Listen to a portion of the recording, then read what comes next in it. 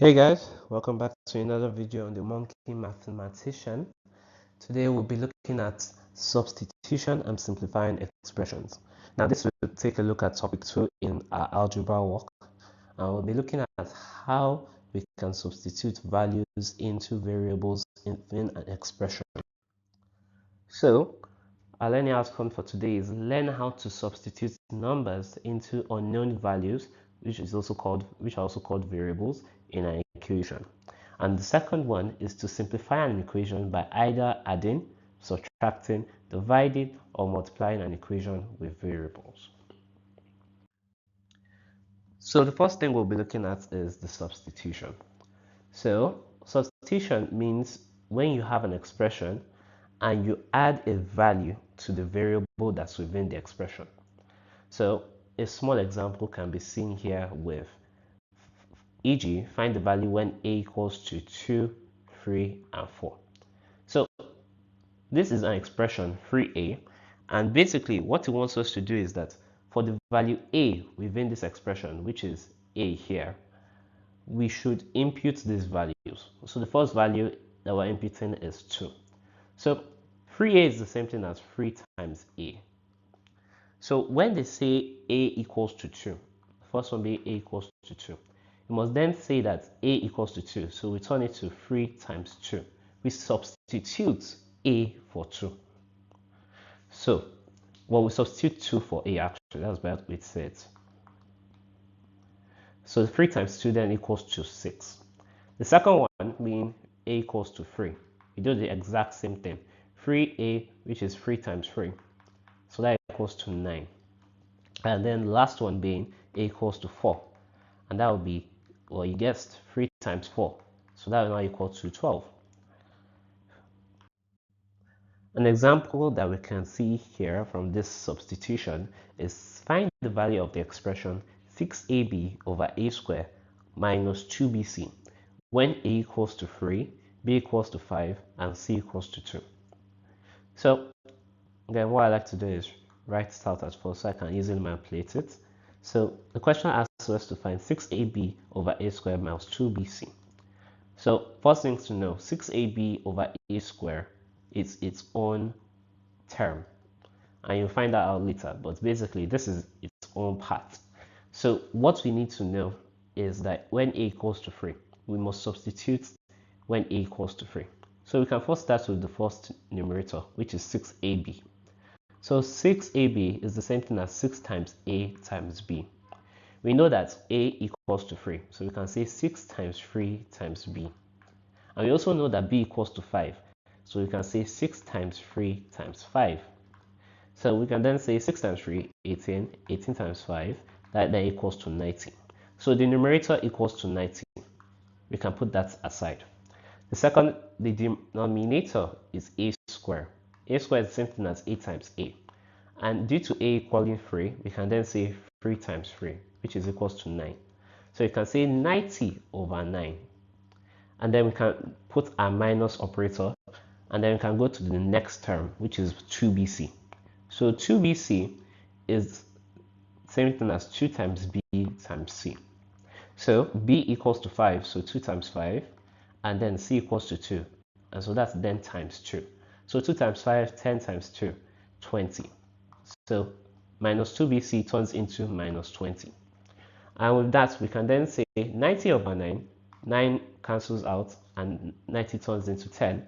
So 10 minus 20, which leads us to minus 10. So we'll be looking at the second part of this video, which is simplifying expressions. So parts of an algebraic expression are called terms. These are basically the parts that you must solve, or you must rather combine together to simplify an expression. For example, we have a plus b. A plus b are two terms. The reason why these are two terms is because they are being separated by either a plus or a minus mathematical operator. For example, 2a plus 5. These count as two terms because they are separated by the plus operator. If, for example, was 2a times 5, the reason why we can say these are two the reason why we can say this is only one term is because when you multiply 2a by 5, it becomes 10a, and that leaves it to only one term. Same as division, like 10a over 5. This is the same thing as one term, so that will equal 2a. So something you need to know, if that's being separated by a plus or a minus, then they count as two terms. If they're combined, for example, like AB, then they become only one term. So we go on to like terms. So like terms are the terms that have the same variables. Very easy. For example, 3b and 10b. If you had an expression that said somewhat like 3b plus 10b, again, these are two terms because they are being separated by the plus operator. 3b plus 10b, due to them both having b, they can be counted as like terms. And due to that, they can either be added or subtracted.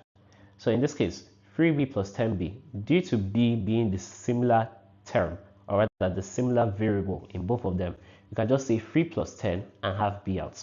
And so you can then be 13b. The same thing as, well, in a later topic, we'll look at factorization, but it's the same thing as factorizing both of them out. Due to both of them having a similar variable, we can say we can factorize and then just put b up front and then have 3 plus 10. And so that leads to b into bracket 13, and we can multiply those two to become 13b. So the same thing. Now, 4b and 5a, they are not like terms because they don't have the same variables.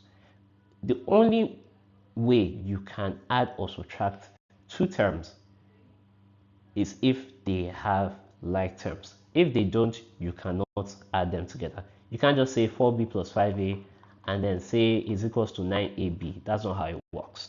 4b plus 5a are two different things altogether, and due to them not having a similarity, which is the like term, or rather the variable, then they cannot be added or subtracted by each other. So examples here we look at 6a plus a. Remember, due to it being a like term, due to both of them being like terms, we can just say 6a plus a, which is also, remember, a is the same thing as 1a. So it's just the same thing as saying 6a plus 1a. So that equals to 7a. As you take the coefficients and add them together. The second one, 7b plus 10b.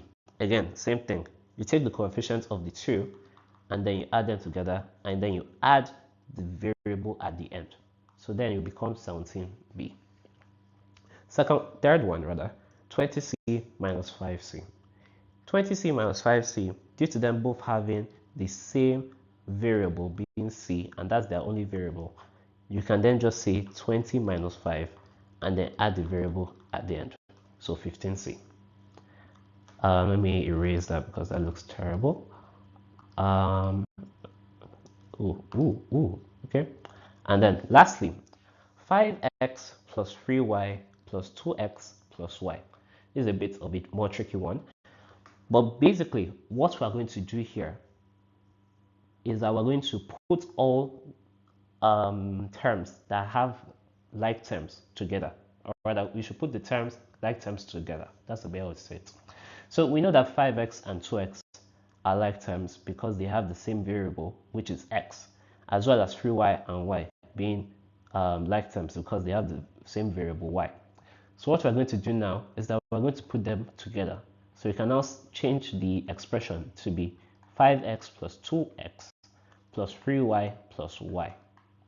And something to note, remember that the operator that is beside the variable or the term is always a part of it. So let's say that this will be minus here for y. Then you have to take it and become y here. But in this case, due to it being plus, we don't have to do that. So that's just to note. So we can then say 5x plus 2x plus 3y plus y. So 5x plus 2x becomes 7x. And then 3y plus y becomes 4y. And that's the end because due to them not having any other like terms, we stop there. So that's the final answer for that. So we're going on to multiplying expressions. So this is something very small, but just to note. So Some things to note. 8x in anywhere is the same thing as 8 times x. 8xy, same thing as 8 times x times y. And then x squared, something to note, is the same thing as x times x. It's just the same thing as 4 squared being 4 times 4. X squared is the same thing as x times x. That's something to note. So we're going on to the example. And so 5xy squared, times 2x squared y cubed. So this is a bit of this may look tricky at first, but trust me, it is very, very easy when you get the basics. So in this case, what we're going to look at are the values, or rather the variables and the coefficients that are similar. So we'll look at the first part, 5xy squared. This first part has 5x and y squared. The second part has 2x squared and y cubed. What we can do is that we can take the values that are similar and then multiply them by each other. It's just like here when we have x times x. We can turn x times x just into x squared. So, for example, here we have x, which is the first variable in this part, and then we have x squared. Due to it being times, what we can do is that we can take these two and join them together. And so that will be x squared times x. I'll put that in brackets for now. We can now take the second part, which is y squared and y cubed, or rather the two second variables, which is y squared times y cubed. Y squared, obviously, just as same thing as x squared times x, we can do y squared times y cubed. We can then put those ones in brackets again. And what I'm now going to do is going to be, you need to take note, I'm going to put a multiplication between these two. And then after that, we're not going to forget about the 5 and 2. Just like normal 5 times 2, we are going to do that same thing here. So then that will be 5 times 2. And then I'll put a bracket between them and add a multiplication. Due to this being multiplication, all these values have to join together. And so that's why I'm not going to put a plus and say, okay, 5 times 2 is 10. 10 plus x cubed plus this. That does not make sense. Due to it being times, all these values must come together. And so it will now be 5 times 2. 5 times 2 is 10. 10 times x squared times x. X squared times x is the same thing as x cubed, which is x times x times x. So x cubed. And then y squared times y cubed. Y squared being y times y. And then x cubed being, I said x cubed. Y cubed being y times y times y. So when you join all those together, it becomes y raised to the power of 5. And so after that, we then join all these together. So then it will become 10x cubed y raised to the power of 5. So that will be your final answer for that. So the next part is going to be dividing expressions. And this part is going to be a lot easier than how multiplying expressions went. So something you just need to take note is 3c over 4. For example, this term, 3c over 4, is the same thing as 3 times c all over 4. The reason why is because this is the numerator and then this is the denominator. Simple things. So we'll go on to the first question, or the first example, being 20x over 5. 20x over 5 is the same thing as 20 times x over 5.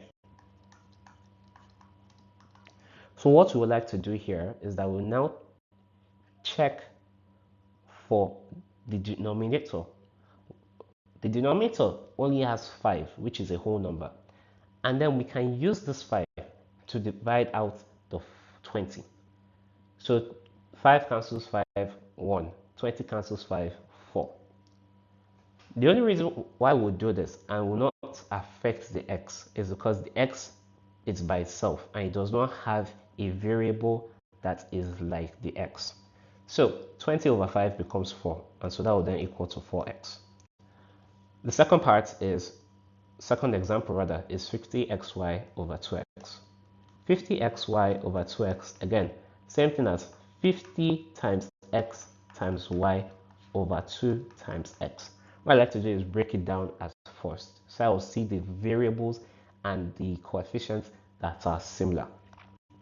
So 50 and 2, due to them being whole numbers, they can cancel themselves out. So 2 cancels 2, that's 1. 50 cancels 2, that is 25. Or rather, 2 cancels 50, that's 25. Then we look at the x. X has something similar. The denominator x has something similar to the numerator x, which is both of them being x. So we can cancel them out. So then x over x is 1, x over x is 1. And so y stays the same because it does not have a denominator that will divide itself out. So 25 times y would then become the answer, which is the same thing as 25y. The last one, 20x times y squared, 20x rather over y times y squared over 4x squared. So this will equal to 20x, rather, let me make it better, 20 times x over y, and then you times that by y times y over 4 times x times x. Now, that's how it goes. And so what we can do is that we can look at both the numerators and the denominators to find similars, find values that are similar. So we can look at the denominator. We can see that 4 is similar to 20, being that they're whole numbers. So they can cancel themselves out. So 4 cancels 4, that is 1. 4 cancels 20, that will be 5. So we have 5 for that. Then we can look at the denominator here, and that has y. Y has values in the numerator, which is y times y or y squared.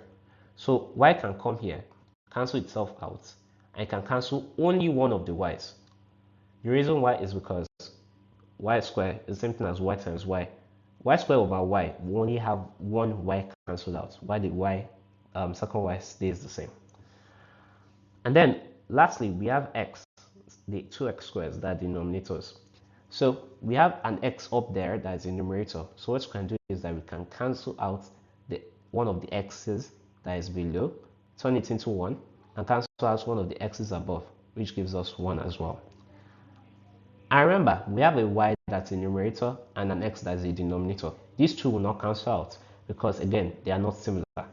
So we can take the remainders and take it out, which will now become 5y over x. So we'll start looking at some exercises, which will be questions that are likely to come out in exams like Cambridge or others, etc. So we'll start with exercise 1, which has us doing n raised to the power 5 times n. Also, you can pause the video if you want to do it yourself, then you can come back. So first question, n raised to the power 5 times n is the same thing as n raised to the power 5 times n raised to the power 1, for example, because any variable that is just by itself or just n always has a power to 1. That was one of my videos, and we'll look at that later. But n raised to the power 5 times n raised to the power 1 is the same thing as equaling it to n raised to the power 5 plus 1. And so that becomes n raised to the power 6. The second question has us dividing an expression. And so 8x raised to the power 6 all over 2x squared. Remember, all over is the same thing as division. So what we look at is breaking it down. So 8 times x raised to the power 6 all over 2 times x squared. We then look at variables or values that are similar. Remember, 8 and 2 are similar due to them being whole numbers or coefficients. And so what we do here is that we divide them out. So 2 cancels 2, this becomes 1. 2 cancels 4, this becomes 4. And 2 cancels 8, this becomes 4. So the next part is then going to be x raised to the power 6 and x raised to the power 2. X raised to the power 2 can cancel out x raised to the power 6 and leaves 4 remaining. So what we can do is x raised to the power 2 divided by x raised to the power 2. This becomes 1.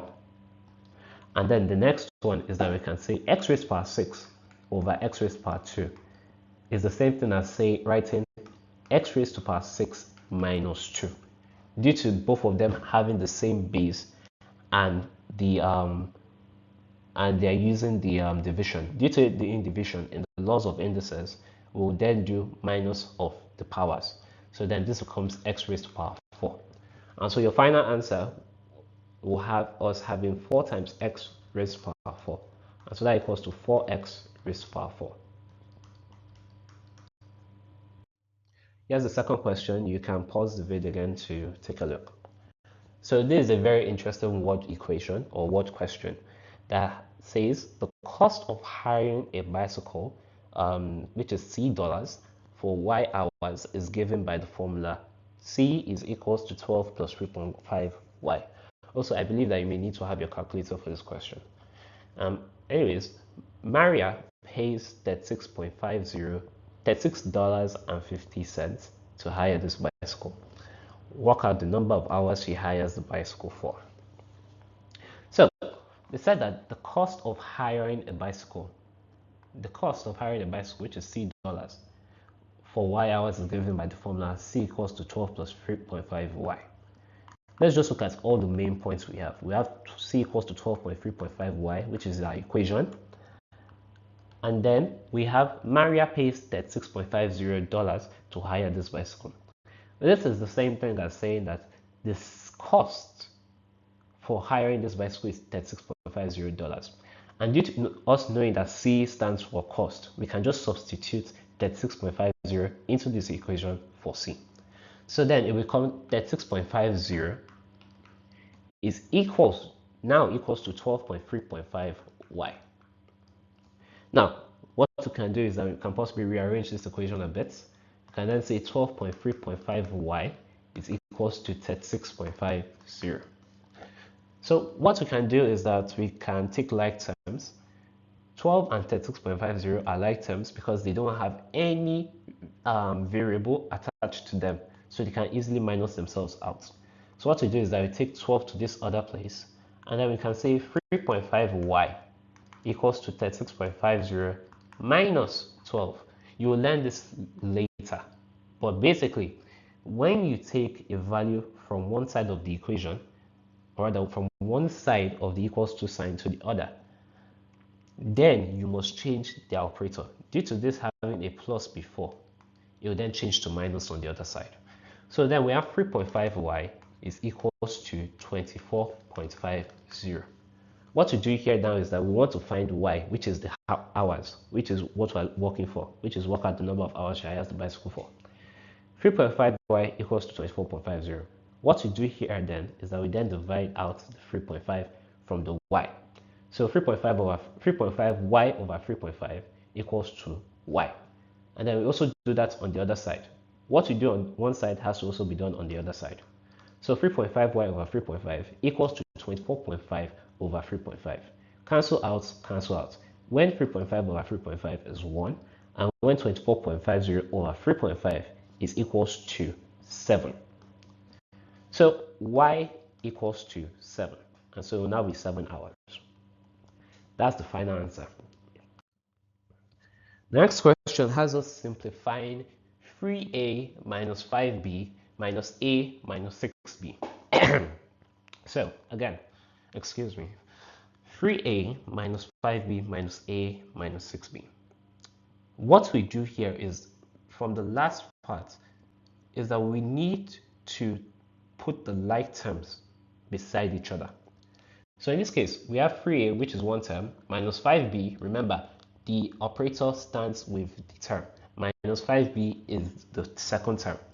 Minus a, third term, and minus 6b, fourth term. So 1, 2, 3, and 4.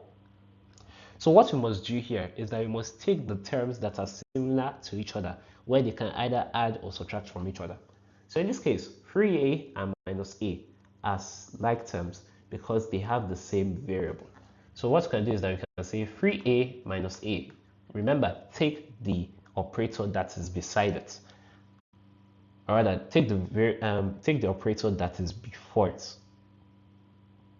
So after that, we can say 3a minus a, and then we have minus 5b, and then minus 6b. So what you're going to do is same thing as 3a minus a is same thing as 3 minus 1, and then having your a by the side. So 2a, and then minus 5b minus 6b is same thing as minus 5 minus 6, and then b by the end. So minus 5 minus 6 is minus 11. So then it will become minus 11b. So the final answer is equals to 2a minus 11b. Now the last question that we're going to look at is 18x raised to power 12 divided by 3x cubed. Again, this is very similar to one of the questions that we did before. So 18x raised to power 12. Let me write that better. 18x raised to power 12 all over 3x cubed. Remember, the what's this word? The division acts as taking away, so we can do that. And what we do again is that we break it down. So we then say 18x, or rather 18 times x raised to power 12, all over 3 times x cubed. What we must do here is that we must look at the similar terms, or rather the similar parts of this term. That's the way I would say it. So what we can do here is first start with the coefficients, 18 and 3. 18 is the numerator, 3 is the denominator. What we can do here is that we can do 18 divided by 3, which is the same thing as 6. So this final part will have us having 6. Now we look at the other side, or the other part, which is x raised to power 12 over x cubed.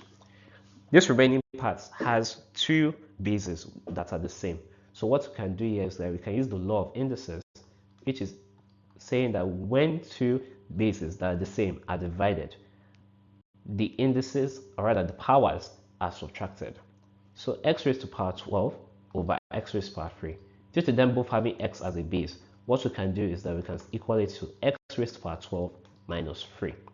And so this equals to x raised to power 9. So we have our 6 here, and then we have our x raised to power 9. So the final answer will be equal to 6 times x raised to power 9, or better yet, 6x raised to power 9.